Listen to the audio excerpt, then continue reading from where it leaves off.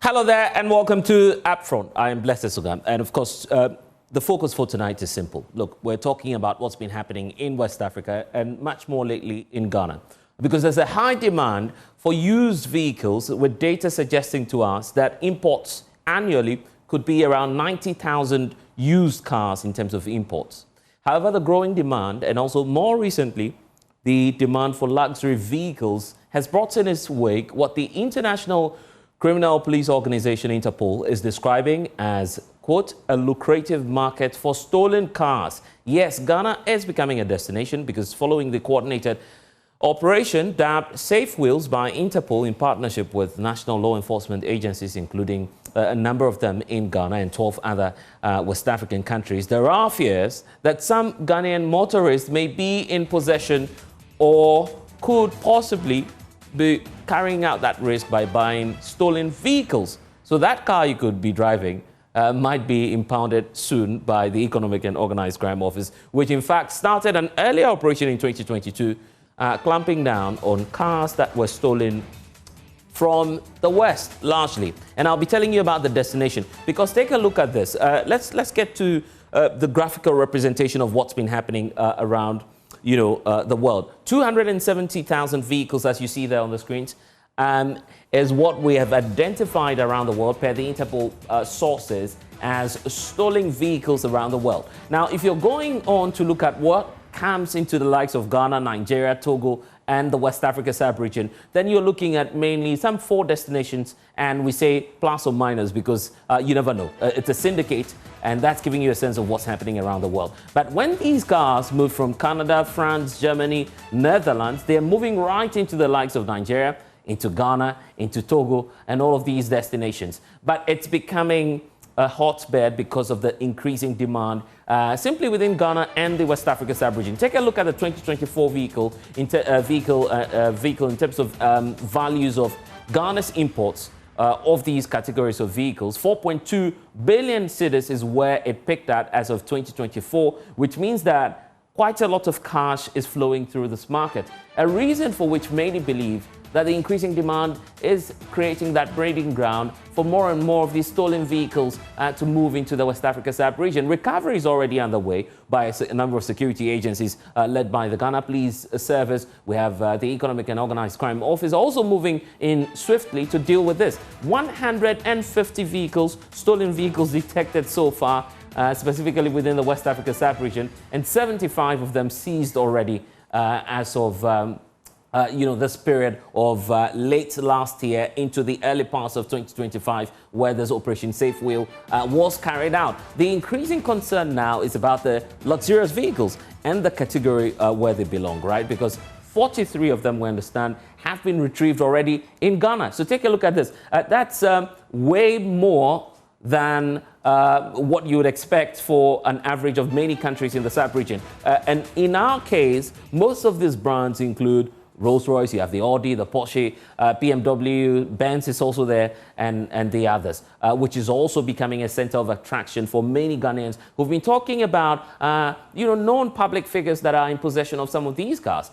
Retrievals have started, and that's forcing quite a number of people to raise concerns as to what may happen to the unsuspecting public, especially those who may be buying the vehicles from asset dealers who are basically plying their trade and may not necessarily know if the vehicles have been stolen or otherwise. So are they really stolen vehicles? And what's the legal implication for many dealers in the automobile industry? And for those of you who are sitting back at home watching us and buying these vehicles? That's why I'm happy to be having 2 individuals helping us do the discussion for this show. Leo Anthony Siama is the head of legal and prosecution at the Economic and Organized Crime Office. He's been here before, but he's here now on another issue. Frank, a legal figure, is Executive Secretary for Vehicles and Asset Dealers Union of Ghana. They have concerns because they believe this is really alarming and could threaten their business. Gentlemen, welcome. It's always the last time Leo was here, I promised him we'll have another segment because so many questions for EOCO. But let's lay the foundation right, because vehicle dealers are getting concerned about, much more recently, what has been in the news and the campaign you've been running at EOCO to try and retrieve some of these cars. But let's hear from them, first of all, their fears. Because, Frank, you need to paint the picture for us as to how, first of all, you get your cars, and the demand is ever increasing, and now there are fears by many people who even want to buy your cars who are saying, well, wait a minute, am I buying a stolen vehicle or a used vehicle? What's your story as vehicle dealers and asset dealers? Thank you, Bless, and thank you for having me. I think the first question any buyer want to ask himself is that, where am I buying my vehicle from? You need to first identify a dealer. We have categories of dealers in this country. Yeah. We have self-acclaimed dealers. We have dealers who are part of unions, under which associations, under whose associations are under the bigger union, which is the Vehicle and Asset Dealers Union. Right. Now, if I'm going to use myself as an example, I source my vehicles from the United States. Oh, from the US? That's US. Closer to Canada, by the way. Exactly. And I sit in the comfort of my room and I import my vehicles. But they are registered platforms and they are registered dealerships where I source my vehicles. So there's a procedure of buying those vehicles. Yeah. Those vehicles will have to clear customs in the United States. They'll come here into Ghana and then onward to the final consumer. Right. So there are checks and balances in buying those vehicles. Even though I'm here, there's a vehicle that has Carfax on it. Quickly, I can just go on the Carfax page and I can check and I know whether it's a salvage vehicle, right. It's theft, it's vandalized, or whatever category it falls under the salvage title. That's all there is when it comes to due diligence on your part. Is that the case as dealers? Yes, on the part of on the United States, on that part, yes. That's all you do. Yes, that's what we do. Don't you feel that perhaps that's where the problem is coming from? See, like I said, we have dealers and we have people who are doing their own thing. Okay. Those who are creating the problems for the markets are not dealers. You understand? Because if you go into it further, you realize that they are not associated with any of the unions in this country. And then most importantly, often you cannot trace them. You can't trace them. So that is where the problem is, okay? Most of these vehicles come into this country without a manifest. Most of them come into the country and then you have an amended manifest here at the local port. So the first question I'm going to ask is, how can these vehicles beat the very sophisticated systems we have in the United States and Canada and then the US Customs? That's the first question. That is where we need to look at this situation. Then we can come and look at the front end here at Tema. Then we can see the various institutions that make up the entire port and then the procedures that this car go through before they finally exit the port. This is just the start of it, but it's giving me a sense already that there's a bigger challenge about a whole network where this syndicate might be finding a loophole. But one big issue before I come to Leo, are you worried that this trend and this emerging situation would affect the markets for you? It's actually affecting the markets. So as you can see here, I have a card. Right. That is my VADAC member card, which you can easily scan. Have cards, yes. We have cards to be able to identify our members. So I'm very sure when Leo speaks, he's going to tell you some of the problems they are having. What kind of representation are the people at EOCO getting? Are they getting a representation from VADAC or from any respected automobile union in the country? There we can be able to identify who these people are, where they fall, where they came from. Because the kind of damage they are doing to this market is very big. People are no longer willing to buy your cars? People are buying the cars, but there's a lot of question marks about it. Okay, but then we can also blame the consumer because, yes, a lot of people are trying to buy cheap cars. Cheap things are very dangerous. So if you're going to buy a vehicle, let's say you're buying a 2025 Range Rover Sports, long wheelbase, and you are being offered $50,000. Yeah. A lot of questions you need to be asking yourself. Where is this vehicle coming from? How shows that this vehicle is legitimate? It's coming from a source that can be traceable and what. Yeah, but when you say these individuals are on their own, it's as though you've done some initial checks as vehicle dealers and you know quite well what kind of individuals are selling this kind of cars in the market.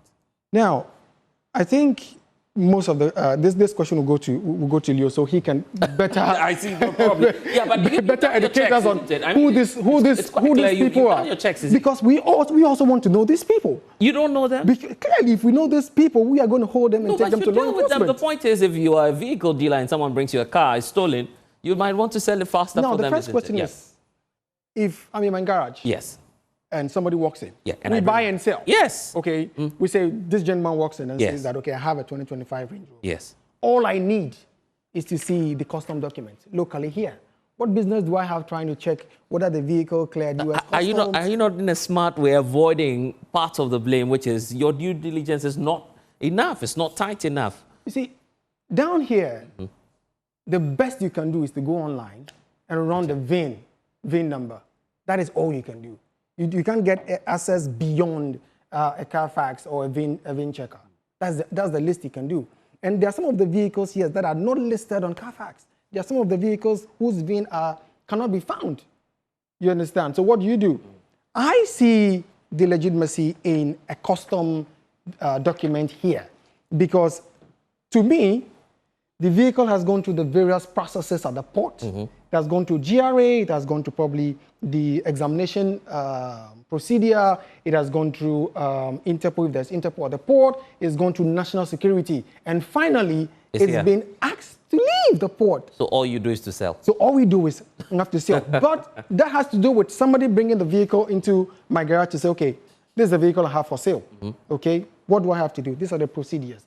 But for me, a registered dealer and other dealers, we go through due process in importing our vehicles, and our vehicles come with registered titles. Okay, let's hear from Leo, because Leo, in the last few hours, and I'm sure you've gone online yourself, you've seen the comments, the backlash, and so many questions as to, what's this whole raid on vehicles about? And EOCO is at the receiving end. You shouldn't be the ones only receiving that flag, by the way. But unfortunately, EOCO is the first, institution receiving that. So feed us into it. What kind of a campaign are you running? Are you going after stolen cars, or there's more to it? Okay, so good evening to all listeners. It's always a pleasure to be here, especially when you look at Section 4 of the EOCO Act. It tells us that there's an obligation placed on us to disseminate information in the course of investigations. Right. So this platform is a very important one for us to share some of the things that we have found. Now, first of all, we have to agree that we now live in a transnational environment where the things that happen in one jurisdiction are automatically affect us. So if our partners outside call and are trying to trace a stolen vehicle, we have to offer all the necessary support that we have to give. So EOCO is actually with a mandate in terms of retrieving all those stolen vehicles and then repatriate them. That's basically what we are doing. It may have other parts to it in terms of the fact that most of these stolen vehicles are also subject matters of other criminal investigations going on in other jurisdictions, particularly the United States and Canada. Right. Now, if my colleague here would even share some of the things that they've noticed on some of these vehicles, you realize that a vehicle, for instance, like the Ford, that's the F-150, most of them have bullet holes in it. So it tells you that is even a car that was stolen under a violent kind of crime. It's one thing if you just go and then steal the car secretly and bring it, but it's another when it's engaged in another crime. So you see that most of these vehicles that are coming out from the United States and Canada particularly have other criminal investigations going on. The question about Canada, by the way, yes. Because you might have run some checks with your international partners. Why that destination, and why is it always Canada most of the time? Because, first of all, there's an established trade route in terms of a well-recognized route in terms of shipping vehicles from Canada to Ghana, or to the coast of West Africa. Now, secondly, we have to also understand that this business is lucrative. You were talking about the figures, the exorbitant figures. I don't want to use the word exorbitant, but you're looking at the figures in terms of import duties, and it's lucrative to the person who steals the car there to avoid all those costs. Just steal the car and transfer the vehicle here and make a lot of money for themselves. So these are all important things that we look at when we are dealing with the cases. But our mandate is clear. It's not about going after any particular individual or a set of politically exposed persons. No, ours is to retrieve the vehicles that have been stolen. So there's an active campaign going on as we speak. Is that what's happening? That it is. That's so. That's it. Are you targeting individuals, or how are you approaching this? So we have a database. Our partners, particularly the FBI and the Royal Mounted Canadian Police, every now and then share the database with us in terms of the vehicles that have been stolen and are believed to be on the coast of West Africa. They share with us, and then we take proactive steps to try and retrieve these vehicles. So it's not as though you have your own database, but you're working with someone else's database. That is one aspect. That is, yeah, because verification will be a big deal. So initially, you know, because for the vehicle dealers, their concern is we're selling. We can't necessarily prove beyond, and you've heard him demonstrate that, beyond the online platforms we have. When you run a check and it's safe, you just want to sell your vehicle. Well, but you see, the law is structured in a way that there's an obligation on whoever is purchasing these vehicles to do a certain level of due diligence. You must exhaust all the avenues. Yes, I know there are certain online platforms where you can check vehicles, but we also have, I think, the Interpol. Yeah. Interpol has a SMV platform where they're able to verify the status of a vehicle, whether it's stolen or not. Yeah, but to be fair, you are in the security agency, so you would have access to that database. Yes. Someone like Frank and the others in their association, they only have their members, people they deal with.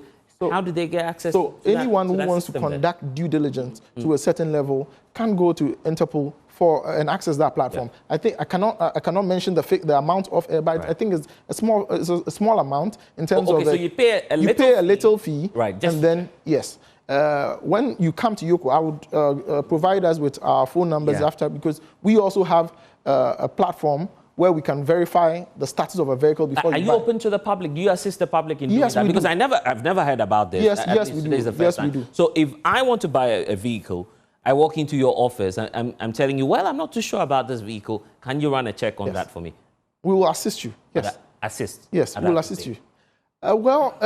We as an institution, at the moment, do not have we don't have the legal foundations to be able to take money from the public in terms of some of these things. The police do.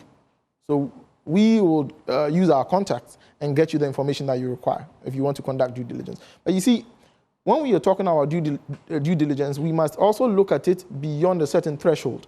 Now, in the course of our investigations, we have realized over the years that there are certain types of vehicles that are suspicious. So, for instance, off-head, the Honda CR-V series, the Ford F-150, the Range Rover, and I think the Dodge Ram. Those particular vehicles. These are four brands. These are four brands that are very high in terms of the number of stolen vehicles that recover. Most of them happen to be these vehicles. So obviously, if you are going to purchase a vehicle and you want to purchase one of those vehicles, that should be a red flag for you. Secondly, if you also look at the Ghanaian market, the Ghanaian market used to be about the sale or dealing in vehicles that had been involved in accidents outside. Salvage vehicles. So again, if you are buying a vehicle or you look at one of those vehicles that was recently released, maybe a 2023 model, 2024 model, which is accident-free, it should be a red flag for you. That should be something to point you at doing extra. For instance, to go to the DVL, to go to the to Interpol to find out whether or not that car status is stolen. So it has to do with identification of the vehicle, the type of vehicle you're buying, the ones that will initially or promptly raise red flags whilst you want to undertake this purchase, because the obligation is on the purchaser. And mind you, I was just about to going in there, and maybe Frank, you just hold on a bit more, so we explore that, and then we come to their concerns. Who's bearing that legal implication then?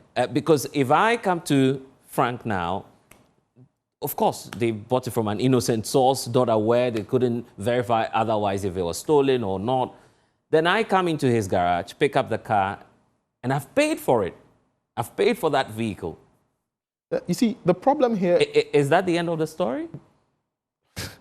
So it's quite interesting. You see, what we must realize here is that the most important factor here is the status of the vehicle. Once the status of the vehicle is stolen, there is no transfer of interest of any right to whoever is buying it, even if you do your due diligence. And again, I admit that there are lapses in our systems. When I talk about our system, I mean law enforcement in terms of our collaboration and bringing the cars here in the first place. One of this that we realize is that it takes a while for instance, when a car is stolen today in the US, it takes a while for the status to be officially declared. It could take up to a month, 2 months, 3 months. And that is enough time for the car to be able to cross the border and go to an innocent party. However, it does not change the status of the vehicle because the legal rights still. So if you discover this 3 months after, and I've paid even $1 million cedis for it, you're coming for that unfortunately, car. Unfortunately. That's where the businesses are worried. Unfortunately. So tell me about it, because Frank is saying you need to engage them. He's saying you haven't done enough engagement as security agencies on this matter.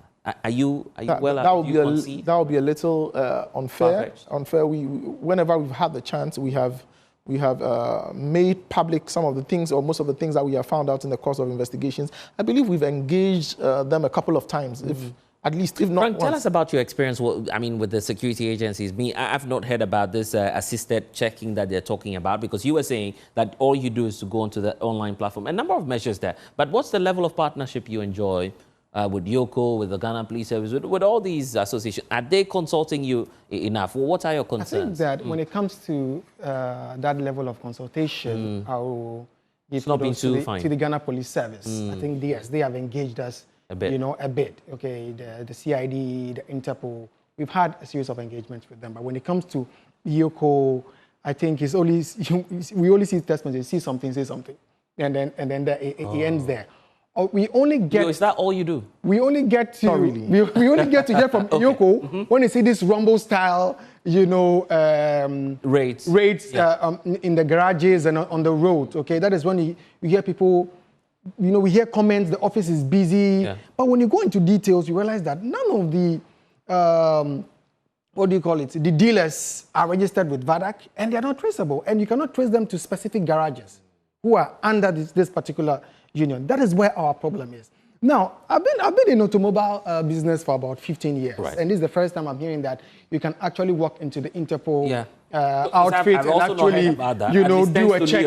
Run a check on your. We are learning about that. Yeah. Run a check on your vein to know its status. Yes, the kind of lapses that we have in our system is actually the main problem. Right. That is the basis of our problem, because if the port is active, and then all the various department institutions that form up the security, that form the GPHA are actually working, I don't think we will get here. Right. We won't get to enforcing and then seizing 50 vehicles and all that. It will be checked at the port. Practically speaking, have some of your members called you to say, well, this whole raid is beginning to affect them? I mean, some of them are now a target or a subject of Yes, the effect has to do with the rigorous checks that, people have to go to. Yes, so a vehicle transaction that might take probably a day or two, now you realize that clients want to wait to get certain, proper outcomes, to see. For Leo, he likes that because that's due diligence. Exactly. But for you, you want to sell us fast. There's some of the you want to sell your cars. So like I said, there are some of the vehicles that have Carfax on them. It's very easy to run them, and then you can actually get those information details quickly. There are some you won't get them. Okay. And then he mentioned a couple of vehicles. At least he gave us a couple of vehicles. CRV, I recall. There are red flags. Yeah. Honestly speaking, if the RCMP and FBI are supposed to do a very rigorous check operation in this country, there will be a lot of issues. Then that means we are all one way or the other finding ourselves in a stolen car somehow. We can't say this. I can't say this as a dealer without mentioning what happened to Shatawale recently. Yeah, right. Okay. Now the first question is, the one Shatawale bought the vehicle from is the person a dealer? We are hearing some names from certain quarters, and then it comes to define exactly what we are talking about. Okay. And I can say clearly that Shatawale is a victim of this particular syndicate because he's here. Look at the brand Shatawale. Right. Okay, let me use Shatawale. Yeah.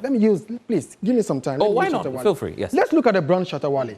Will Shatawale involve himself in an auto theft or with a syndicate in the United States or Canada, publish and then make this whole publicity stance over a vehicle that he's purchased from where he purchased it to when it was loaded onto the tow truck and into the container when it got to Tema and all of that. And all of a sudden, you understand, then the vehicle is stolen and he goes through all these particular problems, social media, bombarding his brand and all of that. I think we need to look at it. If the client is the victim, then the institutions will have to take some of the blame, and they will have to be up.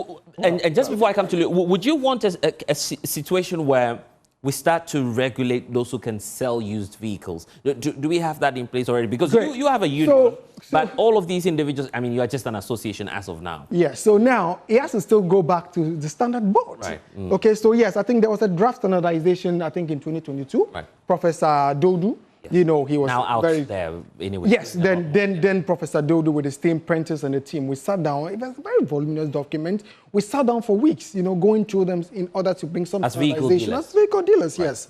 And even with the assemblers, okay, we've done a lot of work that I think this government will have to go back to. We need to look at that document so that how we can sanitize the system. Yeah.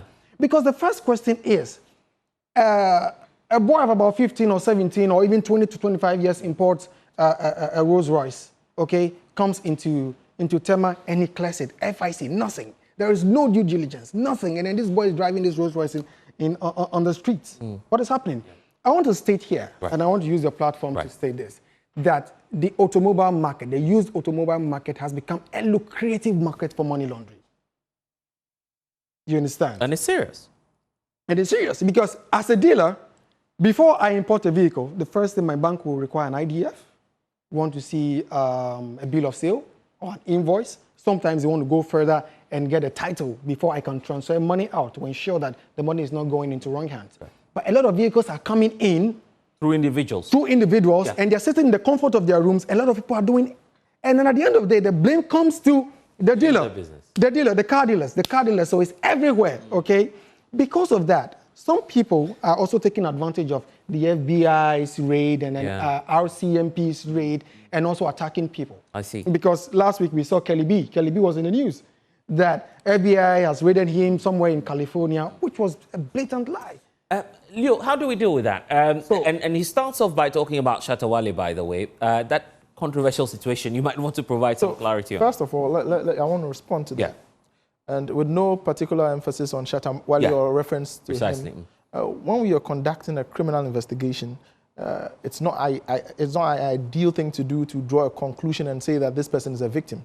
Now, the investigations will ultimately reveal whether the person is a victim or a co-conspirator in what we are investigating. Now, so if you are buying a Rolls Royce or any other luxury car, so for instance, a car's market value is about $500,000, and you are buying it for about $100,000, we can't call you a victim. You understand? So some of these things go beyond the ordinary I'm a victim shout. We have to go into it and then do due diligence and ensure that we are going after the right persons. Because yes, we do admit that there are innocent third parties or victims who go and purchase these vehicles.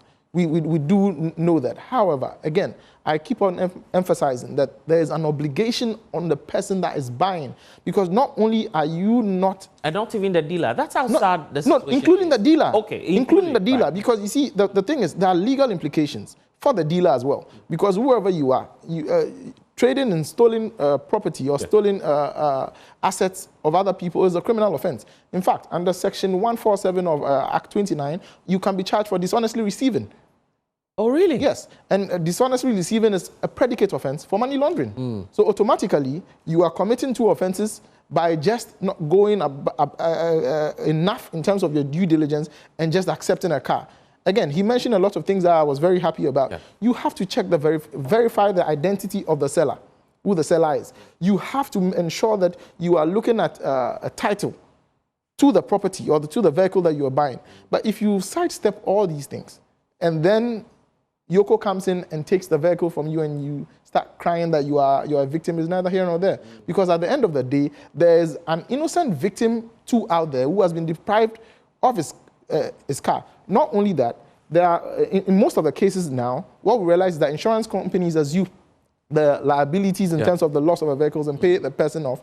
And then they become the victims because they assume the position of the victims and they want their vehicles back.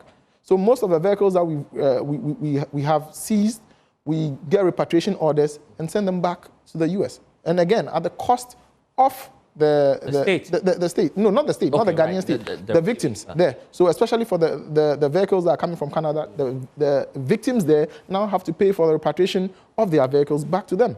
So to be fair, and I'm not blaming the FBI, I'm not blaming the Canadian police, but should we just trust them all throughout?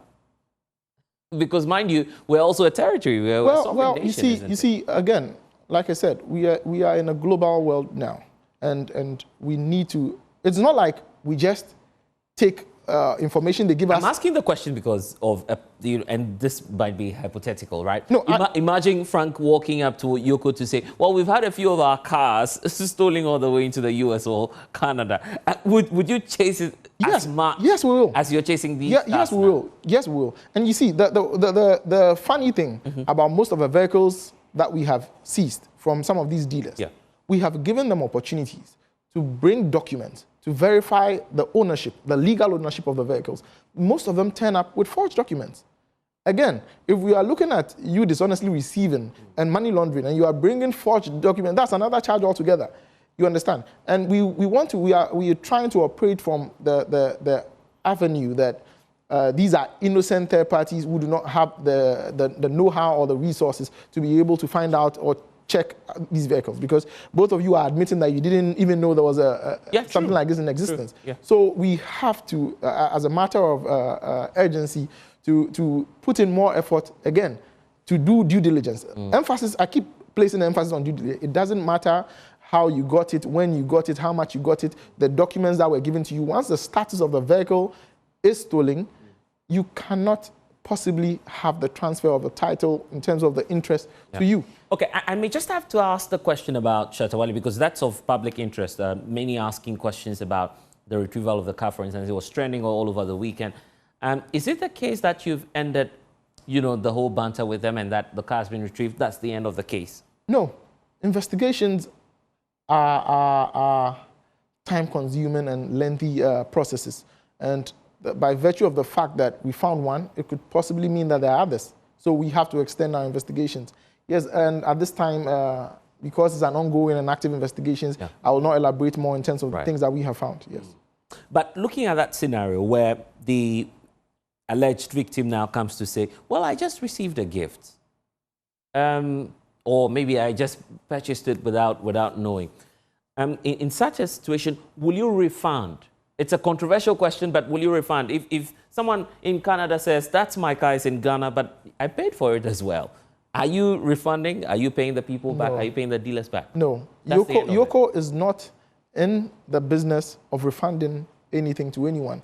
Ours is to ensure that the stolen vehicles are retrieved. Now, again, I keep emphasizing on the due diligence, because if you can show or prove that you have done enough due diligence, that arms you with a cause of action against the person you bought the vehicle from to retrieve your money in a civil suit.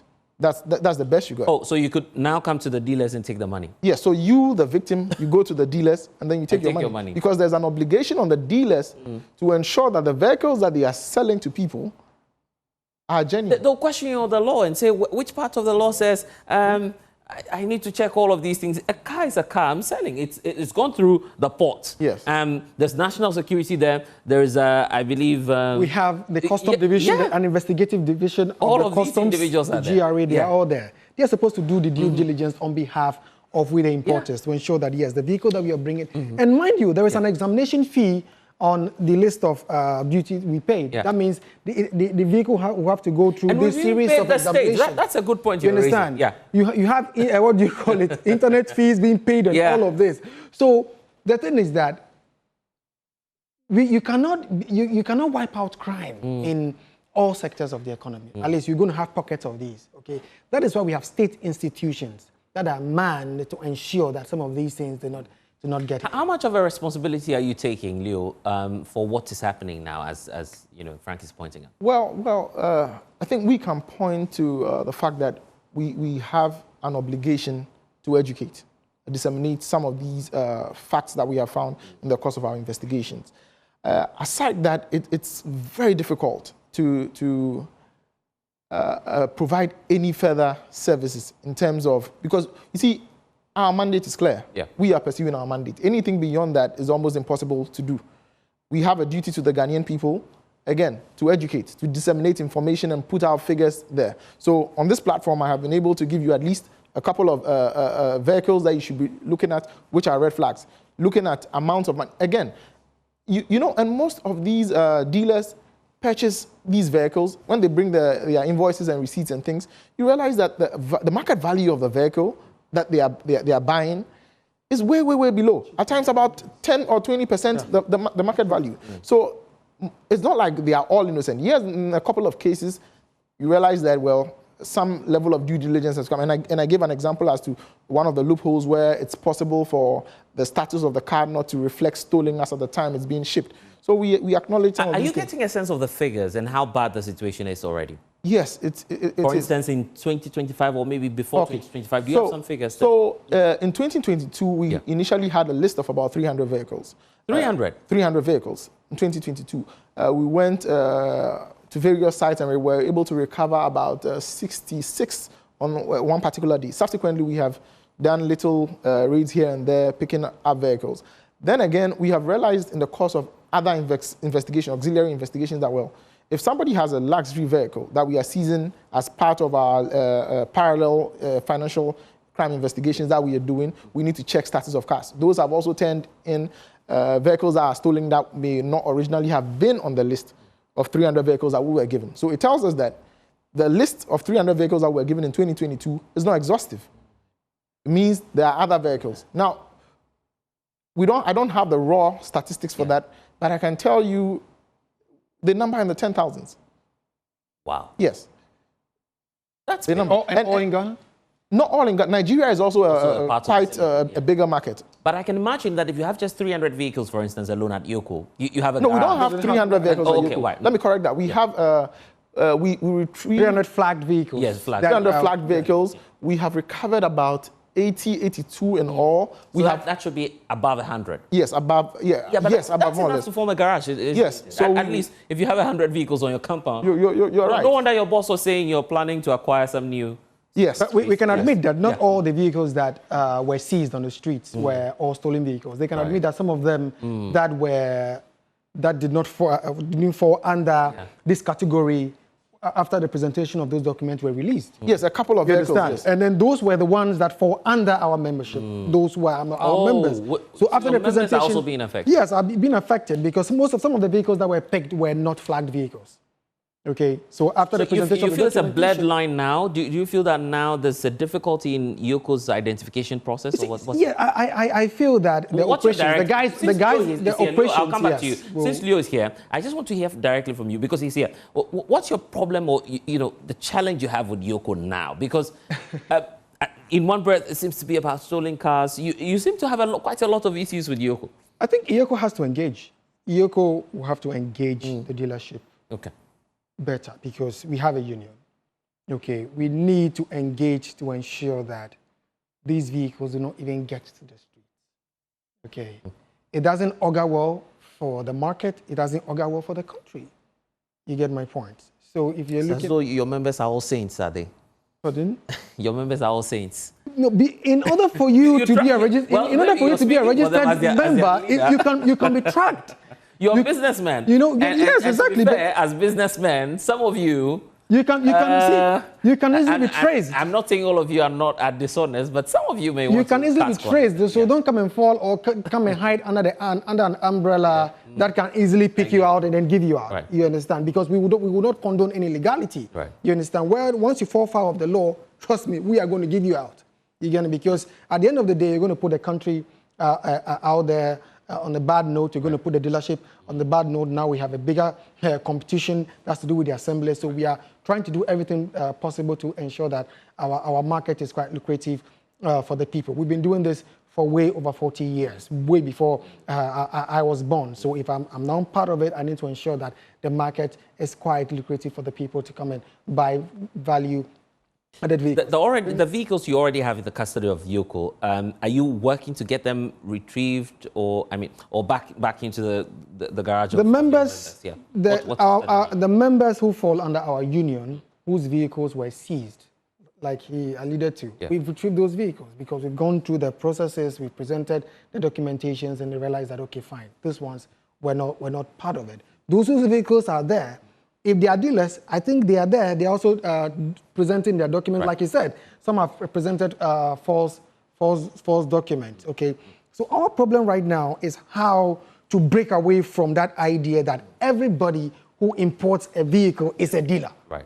You understand? We have dealers and we have individuals who are sitting in their rooms because there's no regulation about who can import. All you need is to have your money, go online, go onto any platform, and then, import your vehicle. The dishonestly receiving, as Leo is pointing out, could be a crime as well. And you go onto some of these online sites and you see the value of these vehicles.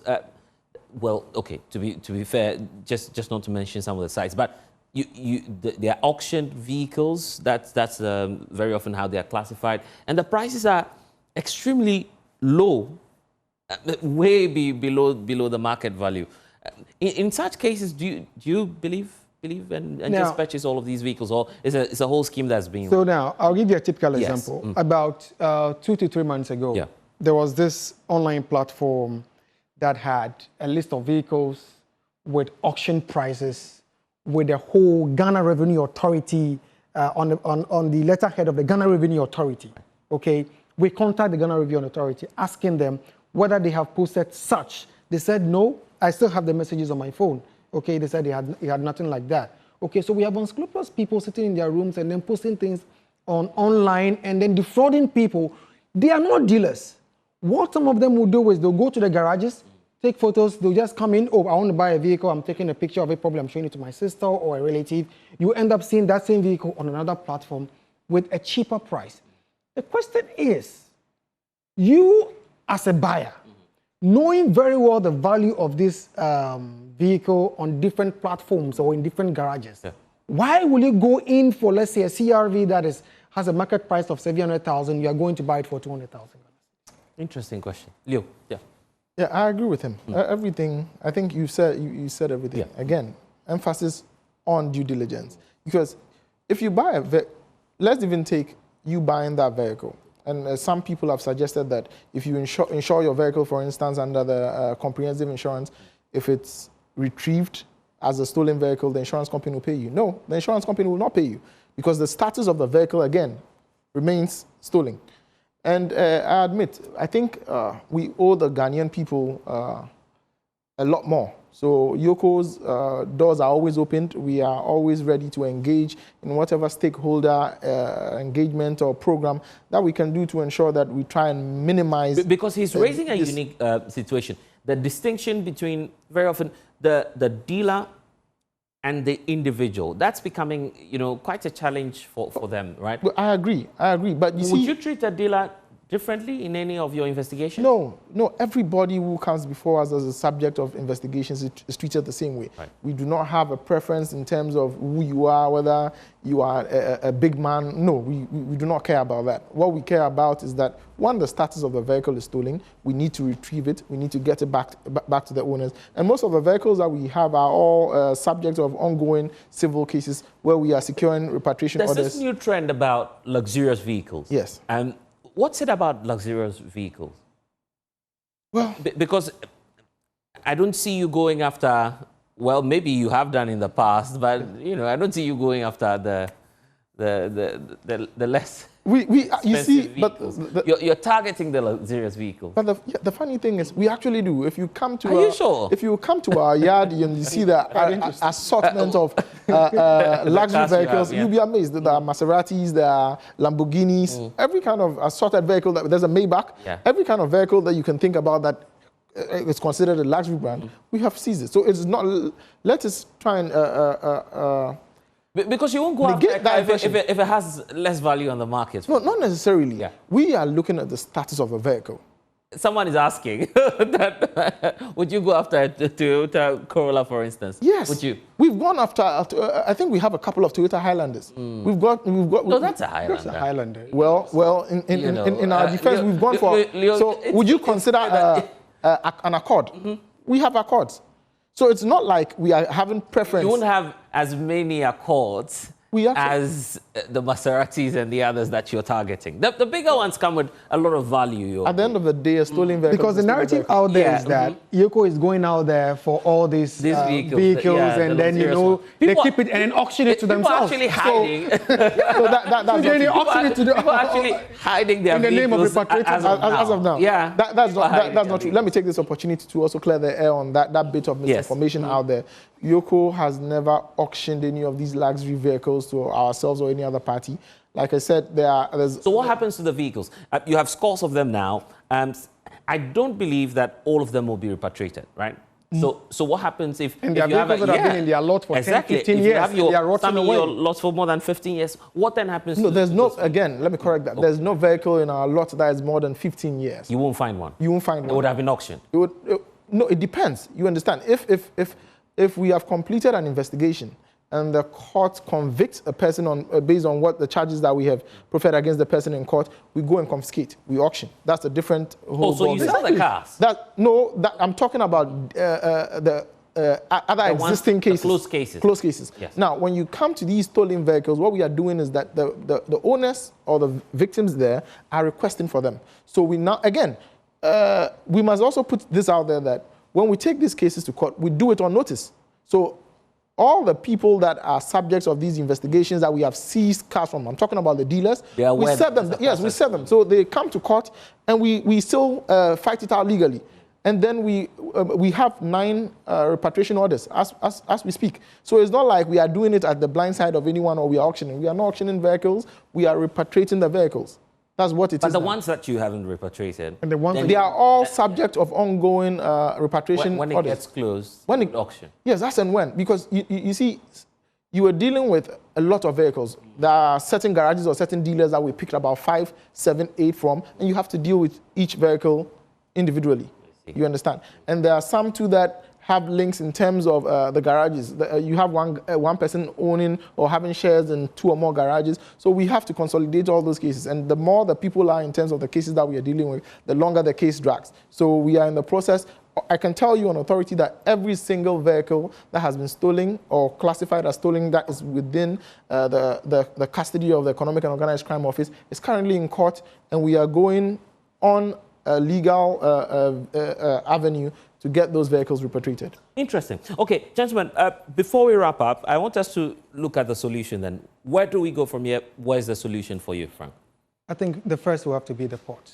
We have no control but what comes in? On what is coming. Yes, what's coming. You know, yes, because I don't think that there'll be an opportunity to have a collaboration with the RCMP or the FBI, but at least there's some information that we have that might help, you know, stop the importation of stolen vehicles into the country.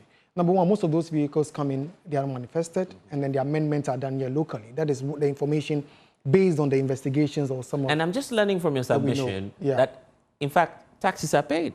Taxes are paid. We pay taxes. So the state is enjoying the taxes. Then they take the car, and Leo and Co will take the car and send it. Being a little mischievous. Being a little mischievous. It doesn't matter the source of the money. Even illegal money is taxable. But you guys, so unfortunately, is taking all of the money and then the cars go back. Yeah. So not to say that the port are not doing a good work. We have an investigative department of the Ghana Revenue Authority, that's the Custom Division, and I'm sure they are doing, but some of the cars are still coming in. So at least we need to look at it from the exit port. Yeah. Okay, once we are able to curb the lapses and the loops at the exit port into the street or into the garages, then I'm sure that it will reduce their work, and then a Rambo style. Because you'll be able to track. Yes, the Rambo style, you know. The Rambo style of seizing cars will no longer happen. You seem to have a problem also with their approach of taking the vehicles? Yes, because at the end of the day, the dealer, whoever,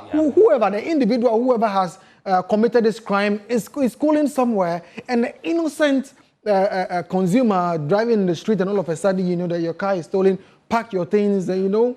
You get my point. I think you need to. Let me put something on record. And then I'll give you the final thoughts. We need to look at it. Yeah. So there should be better collaboration. The stakeholders, the anti-graft agencies. We have FIC. I think FIC should up their game, because that is where it starts. Okay, we the dealers import our cars. All our transfers go out of the banks, okay? So we can be able to track, you know, our books and see where it's coming from. But most of these cars, you may not be able to track it. So let's look at it from FIC, EOCO, and what have you, GRA and the like, so that we can be able to work at the port and see how these vehicles are repatriated right from the port instead of getting into the market. Because I can assure you that no member of the Vehicle and Asset Dealers Union is part of it.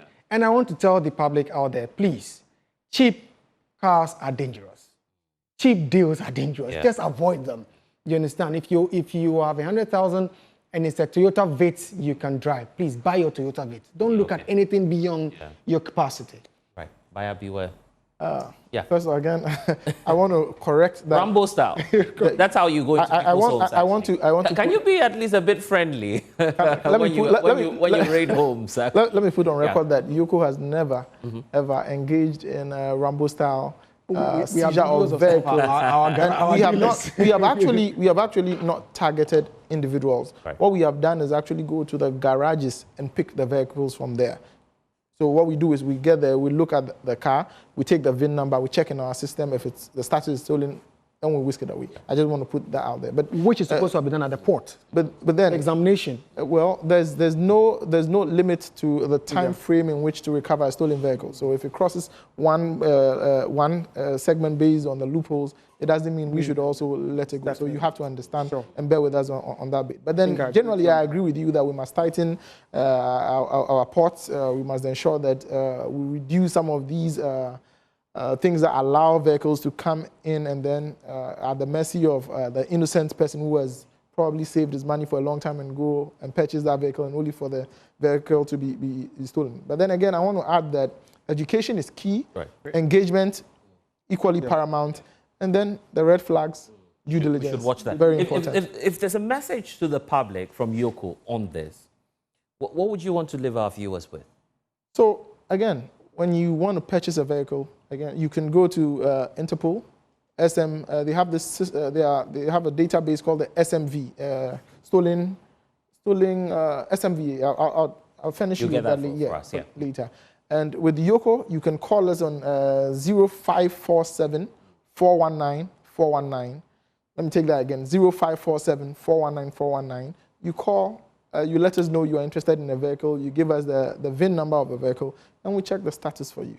Or even if you suspect a vehicle, you can report. You can report. Very important. I think I'll take that very important. If possible, you can put a line on your platform. Yes. You understand, where you can actually go to the EOCO page and then we actually do. Probably for a fee or something. Or maybe for free. You can just go there and then. We are in the process. For free, I'm not sure. As for the free. You understand? As for free, and then you can just so you can just check it so that but you see, properly integrity. I agree with you. These are things that we can come together and engage in. And then we see how we finance some of these things. You understand? I think it's something. So I agree with you. Collaboration is key. I agree.